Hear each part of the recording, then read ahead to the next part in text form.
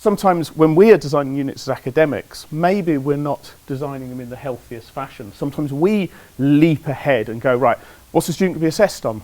Right, that's it. Under this concept of backward design, actually what we should be doing, arguably, is looking at the goals or the aims of any unit first. We should, right, what are the aims of the unit? What do we hope the student is going to get out of this?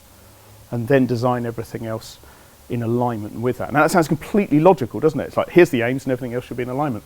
But that gets forgotten quite a lot in what we do as academics. So we're going to set you some tasks in which you're going to be designing the assessment criteria and the assessment in relation to the aims and the intended learning outcomes of the unit without knowing what we might previously have put in there as the assessment or the assessment criteria. So you're kind of going to get to design the units as you might want them to be.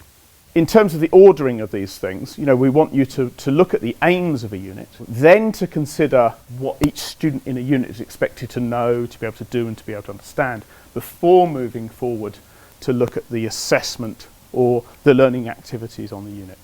So we're really interested in unit design in terms of the goals and the aims of each unit, what students are expected to do, know and understand from undertaking that unit, but we feel there's often a disconnection from that through to the actual assessment and the assessment criteria. So the point of us today being together is that we want to co-create with you these bits. We're hoping to be surprised. We're hoping you are going to come up with something that we will go, what? The what? At?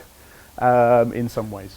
And so it might be that one day that students could come here and they will, for almost all units, it might be possible to come in and say, okay, this is what I want to be assessed against. And this is how I want to be assessed because I know what the aims of this unit are. And that's maybe one of our sort of points we're pushing towards. It might not work. So you're part of that sort of journey towards some of that thinking.